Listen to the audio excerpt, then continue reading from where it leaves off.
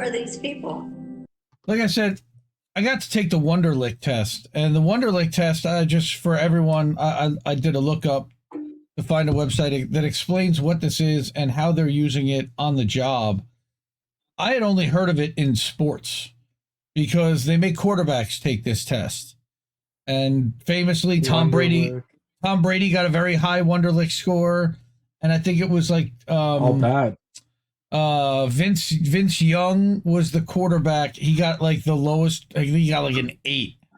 And people like were. Then he's like, "Oh, I didn't take it seriously." Michael Vick also got a low score, and like it says, Wonderlic is a company that provides pre-employment testing to help employers identify top talent and build outstanding teams. Right.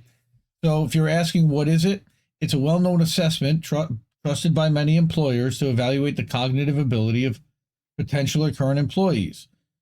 Educational institutions, the military does this also. So the results are widely known to be one of the best predictors of job performance, which I thought was interesting, right? And there's 3 or 4 different kinds of Wonderlic tests. You can take a practice one. There's websites that teach you how to beat it, whatever. I didn't take any of that. I just went in and I went for it.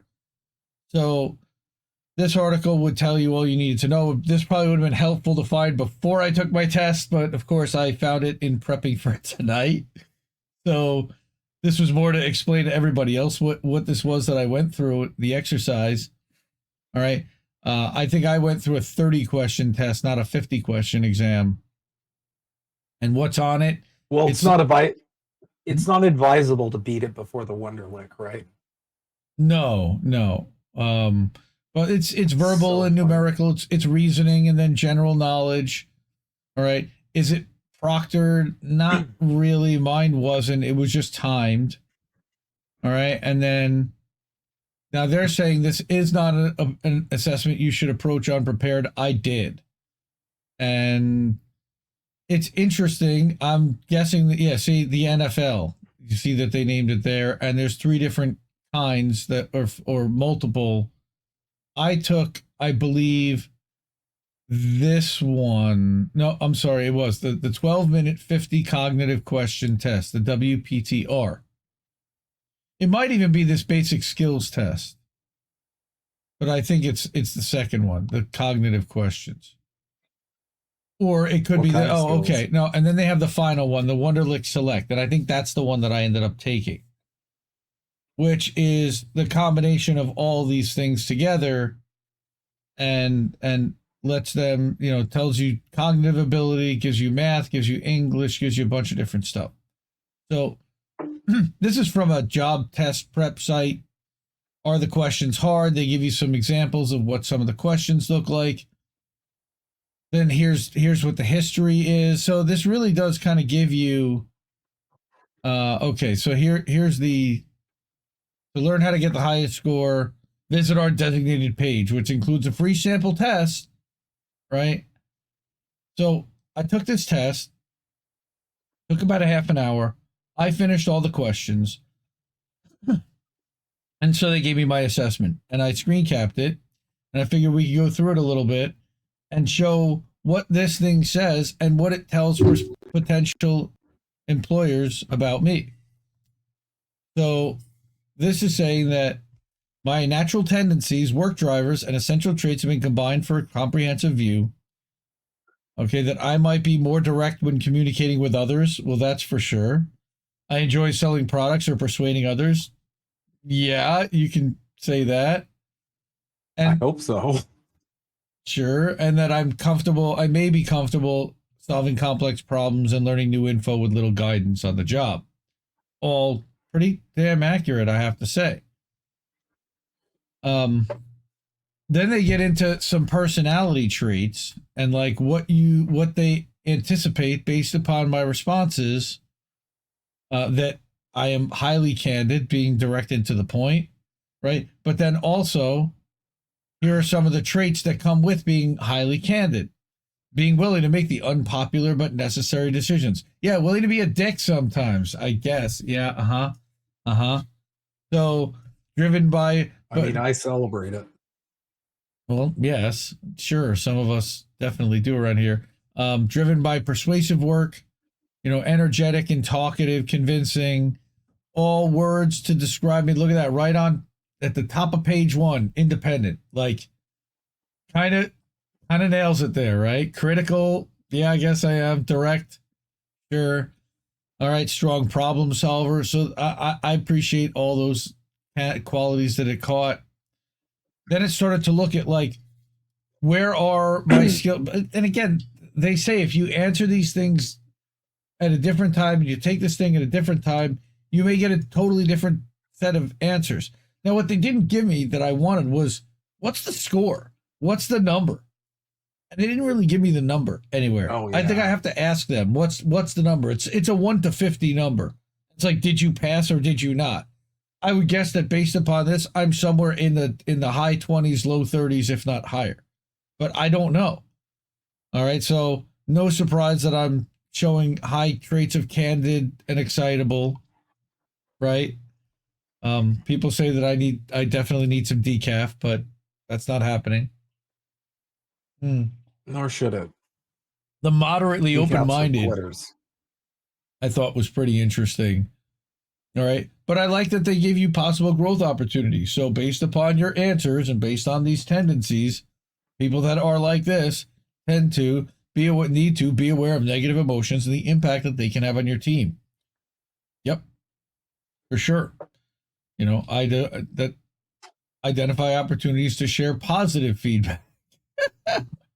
I think they're saying that I'm a little bit negative. Spend time evaluating if a suggestion idea is practical. Well, that's really funny because Reef says all the time that I'm like Bert in a way, like Bert Kreischer, that like I'm kind of impulsive. Ooh, I like this idea and just start doing it without really planning out where it's going to go and how and completely. But I'm starting something cool and then we figure it out. But the highly excitable things are, for sure, I think that's very accurate. And then spontaneous also, which is why I do what I do. Yes, again, they caught that, but moderately reserved. So I am... They could have just said chaotic good. Would have been a better, Well, it just means that I'm flexible and like less structured environments. I can be productive, more relaxed and casual pace, but still delivering. And then what's interesting is this: introverted, private, and modest, because there really is a duality there. And somehow this test figured out and picked that up. Because I am, look, you don't see my face. I'm a little bit reserved. I'm moderately reserved. I've got stuff to say. I enjoy my privacy more than others and definitely like to speak in smaller settings. So I would say that this did a pretty good job of accurately assessing. Now, this is where I think that if anything, if I were a prospective employee, I might get a little worried, especially in somebody looking at a sales job, account executive. The top 3 are great, but the bottom 3 and being where they are, not so great. And again, I'm just looking at this honestly and trying to figure out. Now, part of this is there are no failures necessarily, but what it means is that certain roles, certain jobs are better tailored towards the personalities, and with people with the kind of personalities I have are more geared to success in those roles. So, like they're saying here are the type of roles that are driven by persuasive work that succeed. Right? I'd be interested to see you take this test and see where you stood on these. Right? Yeah, I'll take the lick me test or whatever. The super lick. It's a Wonderlic. It's the Wonderlic. But interested in clerical work. Well, sort of, but database administrator maybe, but not the rest of it. Creative work, yeah, sure. And then here's where it gets a little squirrely. Uninterested in hands-on work. Now, this, I feel attacked. I am not the most hands-on physical person, but I can get stuff done if I need to, but not driven by a job that requires me to. But what's really weird, understand how system objects and products function? No, that I disagree with. But manual kind of work, not so much. Sure.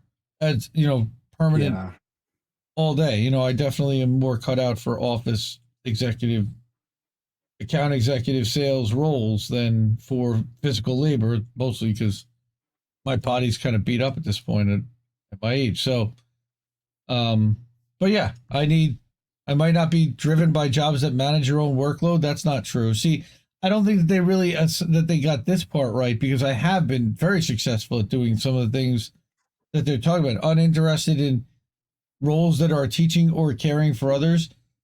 I don't really agree with that assessment either. But if I were a prospective employer and I were handed a test result that looked like this, am I going to call that person to be my account executive? I don't know.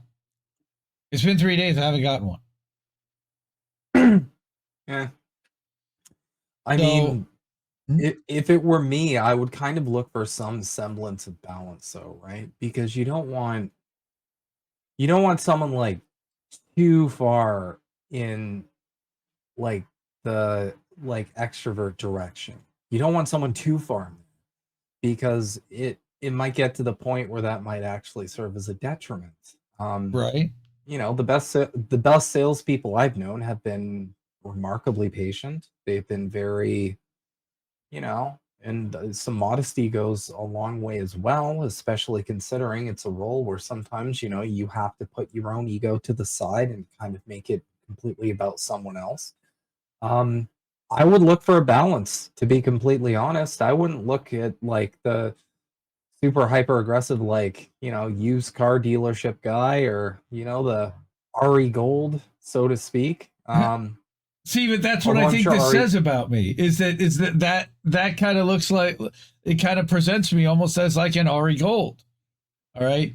I'm a strong, but this is the final assessment. But what it's saying here in the uninterested in service work, uninterested in analytical work, and in hands-on work, that's like, I don't really like the connotation. But look, not everything is perfect.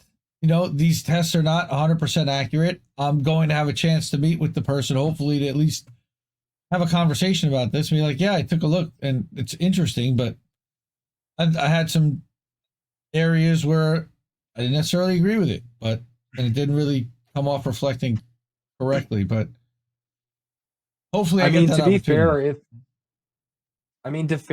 fair, if a hiring manager reads this and their takeaway is this guy reminds me of an RE Gold, that's probably not a bad thing anyway. Yeah. Probably going to be like, we got to get him an assistant that he abuses 24/7. Lloyd. But yeah. Might not be a bad thing. Oh my God. Oh, yeah. That show was legendary for a little while. That's cool though. It doesn't hold up very well in 2023. Yeah. I don't know if you've watched like an episode of Entourage. The misogyny's off the charts. I've seen all of it. Oh, I watched it, dude. I used to love it, and now it's just like, oh, it's so cringe. Oh my God. How? Well, it's not just cringe, but it's like, you just like, I don't know. You know what? Family Guy kind of like painted it the best way. It's Sex in the City for men. Yeah. I'm sorry, but it's pretty much it. And it's like, for me, I had to like watching it even when I was younger. I had to remove myself from like the capitalistic sort of dream of like, yeah, I want to aspire to be rich and powerful, and that's like all there is to life, just having beautiful women and awesome cars and mansions and shit. And you kind of have to remove yourself from that and kind of just like completely immerse yourself in you have to treat it the same way as Lord of the Rings, basically. It's like this is a fantasy show. Right. Totally. It's another world. It's make-believe. But yes. Oh yeah. No. How great would it be for this guy who lives in the Hollywood Hills just to have like gorgeous women hang out all day and just go to parties and this thing? And I'm sure that there are people that have that life, and that's great for them. But yes, fantasy life. and a lot of people are looking to escape to that stuff. So I guess in my 20s or whenever that thing was running live, and look, that was a huge show, but that's when we were all propagandized and we didn't even realize it. And corporate media was being blasted in our faces, and advertising was a whole lot more subtle, I think. Either that or we were just dumber into it and not as attuned to all the different tricks and all the different nonsense that they're trying to push inside of it. I think that show actually went one of the furthest in exposing all of that narrative almost unintentionally because it was so over the top ridiculous. One thing that I will say is that one thing I did notice, and I believe Ari Gold made a direct quote at one point in the show where he's like, I'm miserable, that's why I'm rich. All the people who are the most successful and richest and most famous, they're all fucking unhappy in that show. Vince always has problems here and there. Ari Gold's always angry at everything, despite, like, you know, having a banging wife and shitloads of money. Like, did you just nobody seems actually content. Did you just binge watch this show recently? Like, you seem to be very up on the characters and everything, even though it's an old show. I haven't seen it in ages. No, I just watched. First off, I'm a huge fan of Jeremy Piven as an actor. Same. He's brilliant. Same. If anybody hasn't seen the movie Smoking Aces, go give that shit a watch, dude. And as well as what's the one with the turkey with the used cars where he's the traveling Don the used car sales, the guy who puts on events, and Will Ferrell's in it. Yeah. Oh my God, what's the Goods? Live hard, sell hard. It's called The Goods. Live hard, sell hard. Yeah. Oh my God. Goods, yeah. All right, that's another classic Piven flick. That's totally underrated and flies under the radar. I love that movie. Yeah, he's a really good actor, but yeah, it's a show that stuck out in my mind just because it was one of those shows that I watched with like my family and my friends, and it's like everybody was like watching it together. So yeah, I remember a fair bit about that show. Also, yes, I remember it having very good color correction. Office abuse graded very well. Yes, he abused the crap out of Lloyd. Why Lloyd put up with it, I have no idea. But Lloyd did get a happy ending, but you also look at that show and see all the shit that's obviously problematic, and we all kind of gave it a pass. Like, Ari's, first off, he's obviously racist. He's being racist to everybody on the show. And everyone's like, oh, that's so funny. And looking back, it's like, wow, it's kind of fucked up. It's not okay. Well, again, that's what I said. Like, watch it in 2023 and you should be like, ooh. Yeah, a lot of the times it's just... It's like, did he just make an internment joke towards an Asian person? That's not cool at all. Yep. Yes, he did. Fuck? Oh yeah. It's like the writer just took out every single aggression they ever had on every fucking on every group, a minority group, and just unleashed on them through Ari Gold. Well, not just that, but they let an actor who went to Second City fucking improvise. Right there, you gotta keep a Second City person on a tight leash, sir.